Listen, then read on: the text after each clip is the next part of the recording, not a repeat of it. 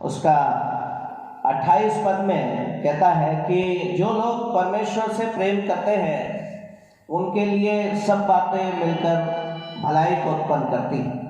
Praise the Lord, hallelujah. जो लोग परमेश्वर से प्रेम करते हैं, अगर आप परमेश्वर से प्रेम करते हैं तो परमेश्वर का वचन कहता है कि अगर आप परमेश्वर से प्रेम करते हैं तो सब बातें मिलकर आपके जीवन में भलाई उत्पन्न करती हैं। Praise the Lord, hallelujah. सभी बहुत सारे लोग हमारे साथ फेसबुक पे जुड़े हुए हैं, कई लोग हमारे साथ जूम ऐप पर जुड़े हुए हैं। आप सबका स्वागत है। परमेश्वर आप सबको आशीष दे। और उसके साथ साथ हम लोग कई ऐसे क्षेत्र हैं जहाँ पर नेटवर्क की प्रॉब्लम होती है और वे लोग लाइव नहीं देख पाते हैं। कभी नेटवर्क आ रहा है, कभी नहीं आ रहा है। तो जब नेटवर्क नहीं होता है, इसीलिए हम लोग अपने संदेश को, अपने संगति को YouTube चैनल पे भी डाल देते हैं, ताकि लोग जो इस समय हमारे साथ नहीं जुड़े हैं वो बाद में संगति में हम लोग के साथ जुड़ सके।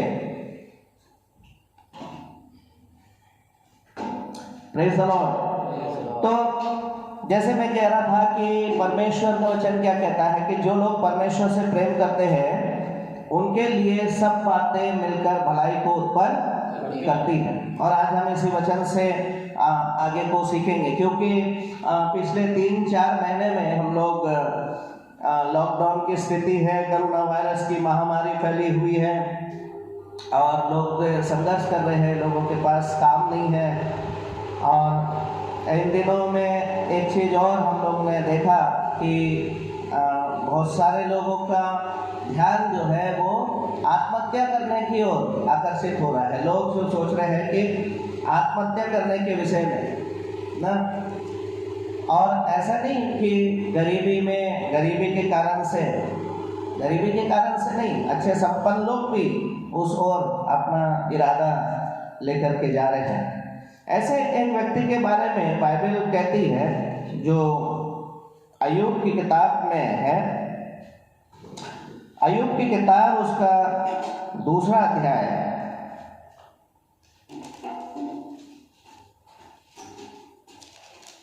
और उसका 10 पद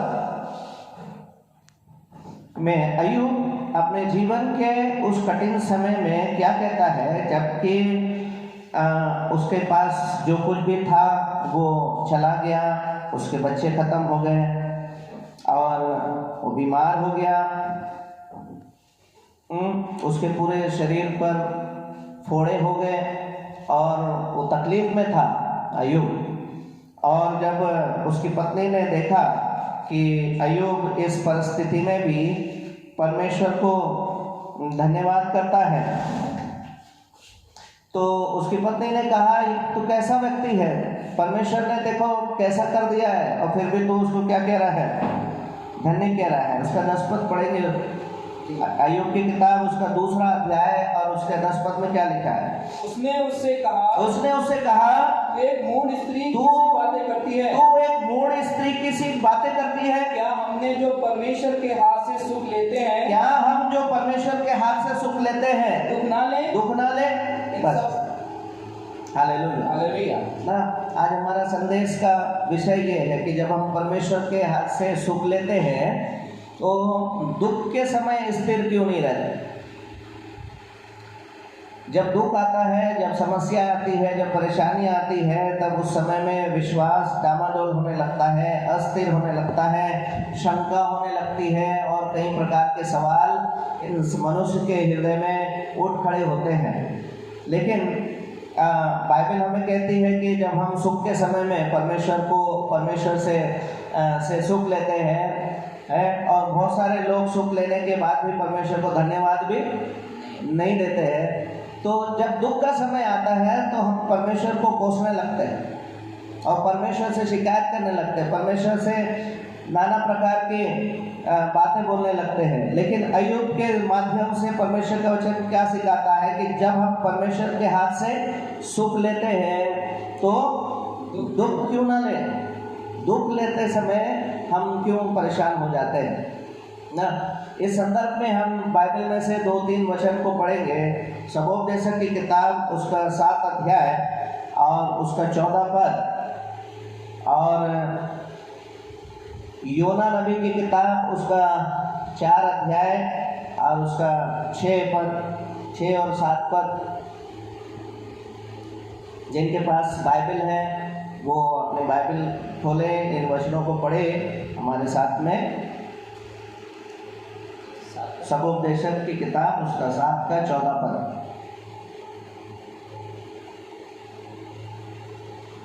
सुख के दिन सुख मान और दुख के दिन सोच, क्योंकि परमेश्वर ने दोनों को एक ही संग रखा है जी, जिससे मनुष्य अपने बाद होने वाली किसी बात को ना समझ सके।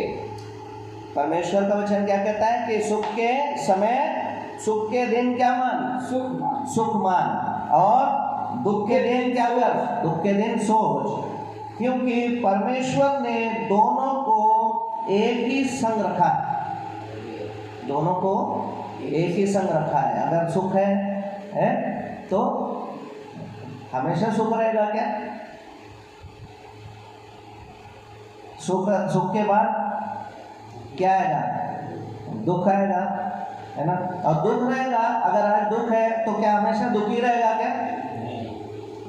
लेकिन परमेश्वर का वचन क्या कह रहा है कि दोनों चीजें साथ है, दोनों चीजें साथ है। किसने रखा है? किसने रखा है? परमेश्वर ने। क्या लिखा है? क्योंकि परमेश्वर ने दोनों को एक ही संग रखा है, जिससे मनुष्य अपने बाद होने वाली किसी बात को ना बूझ सके या ना समझ सके। इसलिए मनुष्य को यह बात पता होनी चाहिए कि कुछ भी स्थिर नहीं है। अगर आज सुख है तो मत सोचो हमेशा सुख रहेगा, और आज दुख है तो मत सोचो हमेशा दुख रहेगा, क्योंकि सब परमेश्वर के हाथ में है। और मनुष्य अपनी शक्ति से, अपनी सामर्थ्य से, अपनी योग्यता से कुछ नहीं बदल सकता। इट्स, है ना, अनसर्टेन है, निश्चित नहीं है। कुछ भी हो सकता है। कल का पता है 2020 में किसने सोचा था कि हम 3 महीने घर में बैठे बंद कर दिए जाएंगे? है? किसी ने सोचा था? नहीं, बंद हो गए हैं। एक और वचन हम पढ़ेंगे, योना नबी की किताब उसका 4 अध्याय उसका 6 और 7 पद। देखिए, पहले इसके संदर्भ में हमने, तब यहोवा परमेश्वर ने एक रेंट का पेड़ लगाकर ऐसा बढ़ाया कि योना के सिर पर छाया हो, जिससे उसका दुख दूर हो। योना उस रेंट के पेड़ के कारण बहुत ही आनंदित हुआ। सवेरे जब पौ फटने लगी तब परमेश्वर ने एक कीड़े को भेजा, जिससे रेंट का पेड़ ऐसा काटा कि वह सूख गया। प्रेज़ द लॉर्ड, हालेलुया, है ना। परमेश्वर ने क्या किया? योना को गर्मी लग रही थी, धूप लग रही थी, तो परमेश्वर ने क्या किया? एक रेंट का पेड़ उसके पास उगा दिया, जिससे कि योना को क्या होने लगी? छाया मिलने लगी। छाया मिलने लगी तो छाया का मतलब है उसको आराम मिलने लगा, आराम, ठीक। और जब उसको आराम मिला उस छाया में तो उसको बड़ा आनंद आया। लेकिन उसके बाद जब परमेश्वर ने एक कीड़ा भेजा और उस कीड़े ने उस पेड़ को काटा, ऐसा काटा कि वो क्या हो गया? सूख गया। हालेलुया ना। जब हमको आराम मिलता है तो हम लोग को, मैं आप सबको प्रोत्साहित करना चाहता हूँ कि जब आपका समय अच्छा है तो अपने आप को इतना आलसी या आरामदायक ना बनाए कि आपको फिर मेहनत करने के मुश्किल हो जाए, है ना।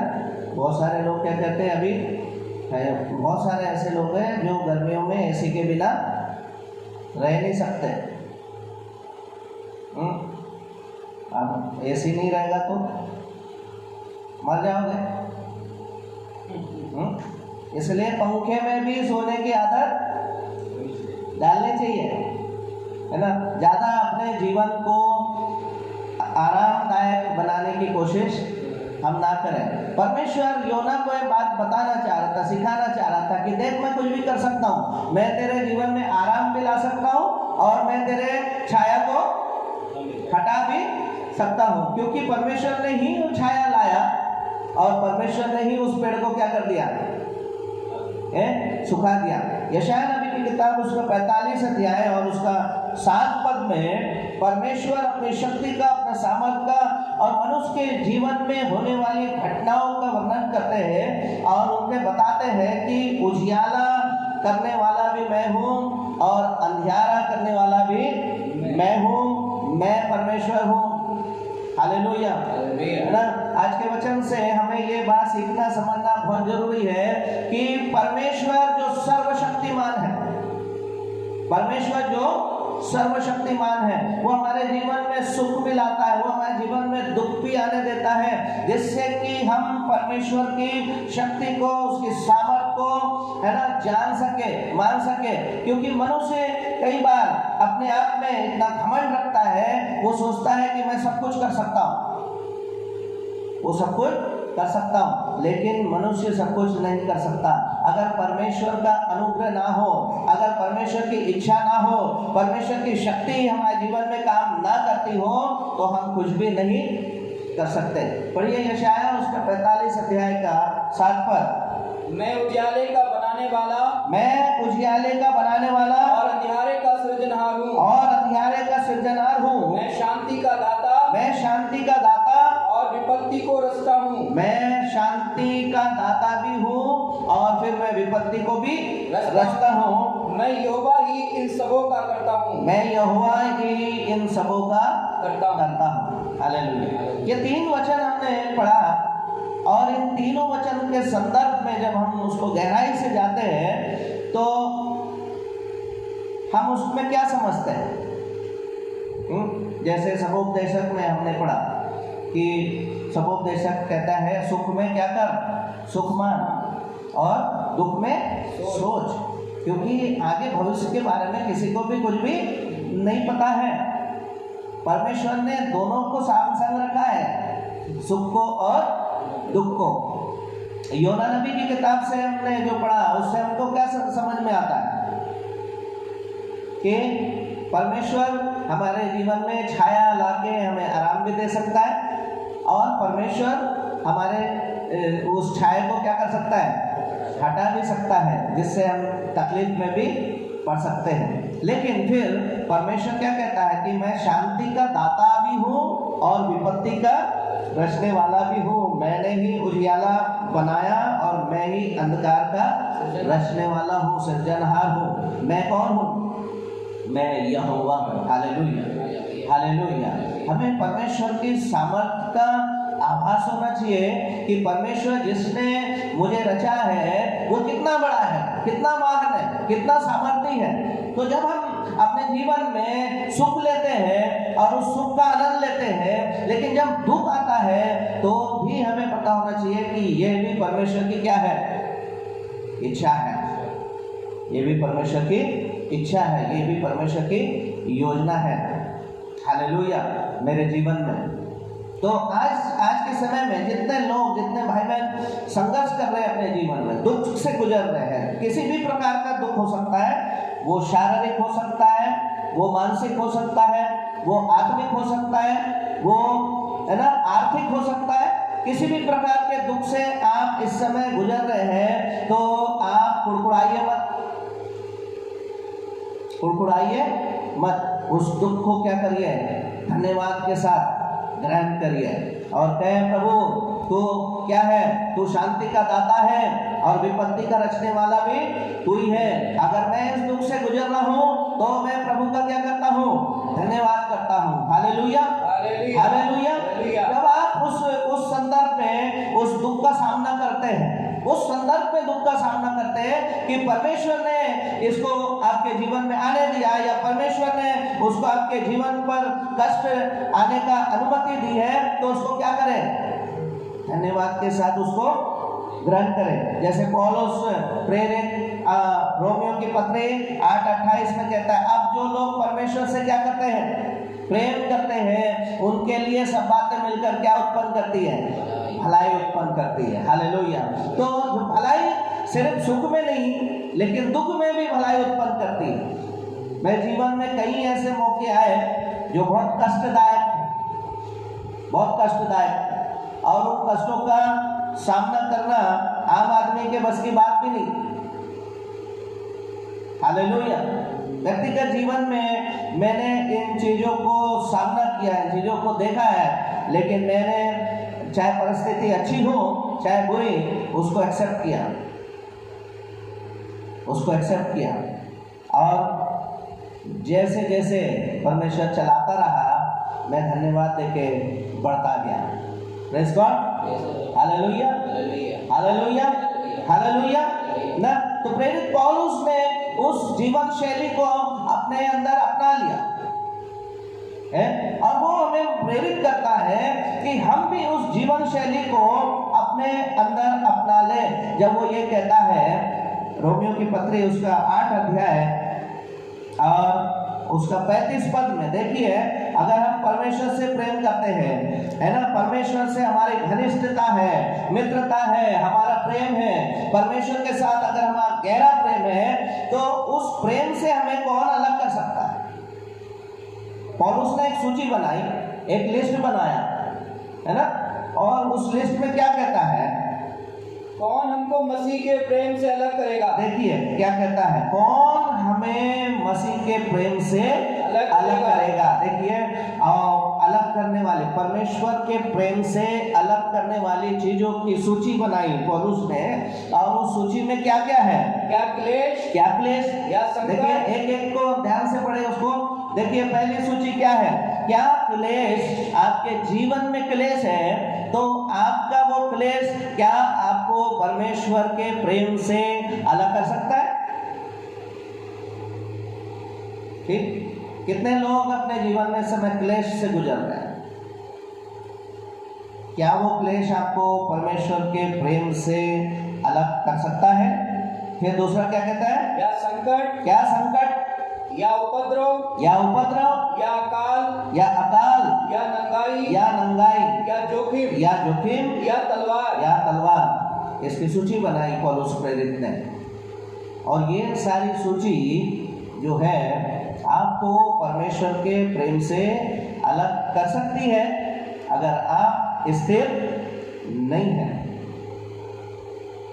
अगर आप स्थिर नहीं है। तो जब आप अपने जीवन में सूची बनाते हैं कि कौन है जो आपको परमेश्वर से के प्रेम से अलग कर सकता है,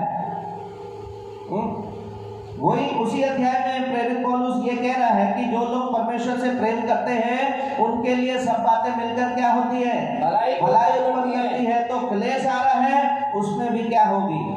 भलाई होगी। हालेलुया। उसमें भी क्या होगी?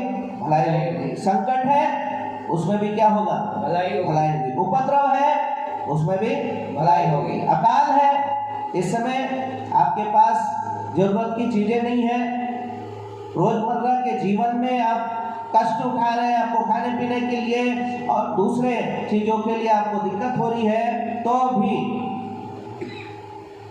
उसमें भी परमेश्वर क्या निकालेगा?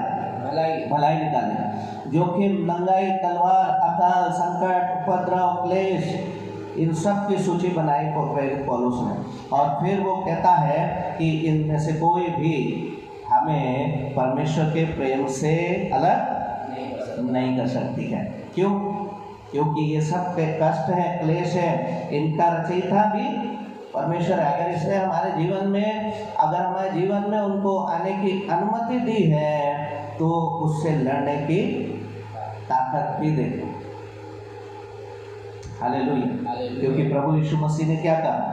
देखो मैंने संसार को जीत लिया है। तुम्हें संसार में क्लेश होता है, इसलिए मैं तुम्हें अपनी शांति दे जा रहा हूँ। वो शांति नहीं जो संसार देता है, क्योंकि मैंने संसार को क्या कर लिया है? जीत लिया है। इसलिए प्रियो, परमेश्वर के उस वचन की शक्ति को अपने जीवन में लागू करें। जब आप इस बात को समझ जाएंगे कि परमेश्वर है जो सुख भी देता है और दुख भी देता है, तो जब हम सुख लेने के लिए तत्पर होते हैं, जैसे अय्यूब ने अपनी पत्नी से कहा, तो कैसी मूढ़ स्त्री सी बात करती है, जब हम परमेश्वर से सुख लेते हैं तो दुख क्यों ना ले? दुख क्यों ना ले? आज अगर हम दुख से गुजर रहे हैं या कष्ट से गुजर रहे हैं तो धन्यवाद दीजिए, खुशी से कहिए परमेश्वर तेरा क्या धन्यवाद, क्योंकि मुझे पता है सुख नहीं रहा तो दुख भी नहीं रहेगा, क्योंकि परमेश्वर का वचन क्या है, हमारे जीवन में सामर्थ्य है। एक वचन हम पढ़ के फिर हम प्रार्थना में जाएंगे। रोमियो की पत्री इसका 12 अध्याय इसका 12 पद।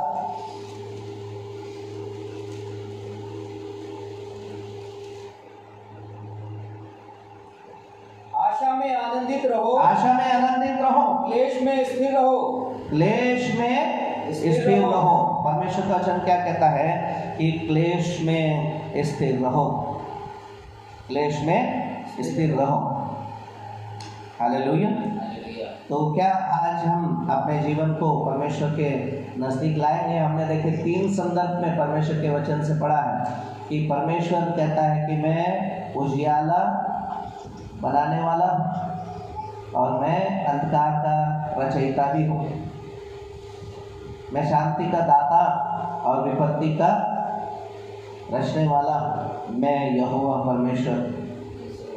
Hallelujah, hallelujah. लेकिन उसका प्रेम इतना बड़ा है प्रियो कि मनुष्य को बचाने के लिए भी उसने अपने इकलौते पुत्र को हमारे लिए भेजा। प्रभु यीशु मसीह के सामर्थ के द्वारा, प्रभु यीशु मसीह के द्वारा से उसने हमारे कष्टों को, हमारे क्लेशों को, हमारी बीमारियों को, हमारे दुख को दूर करने के लिए अपने ऊपर कोड़े खाए। हालेलुया। तो आज अगर आप कष्ट में से गुजर रहे हैं,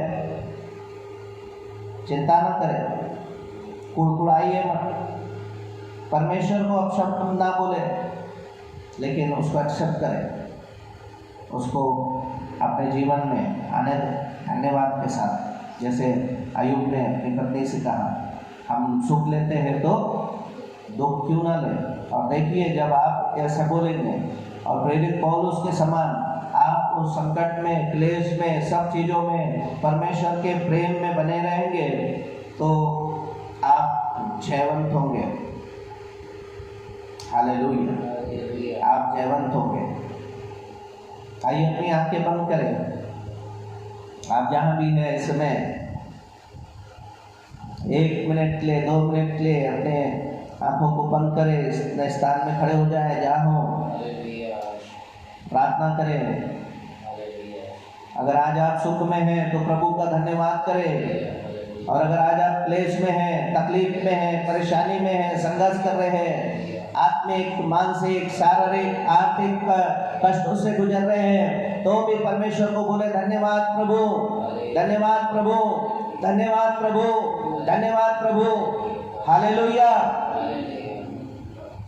कि तूने मेरी सुनी ली, अपने इकलौते पुत्र प्रभु यीशु मसीह को इस संसार में भेजा, जिसके द्वारा से मैं आपको हे अब्बा, हे पिता कह करके पुकार सकता हूँ। धन्यवाद करते हैं पिता, धन्यवाद करते हैं, धन्यवाद करते हैं प्रभु यीशु मसीह के नाम में, आमीन। परमेश्वर आप सबको आशीष दे, आमीन।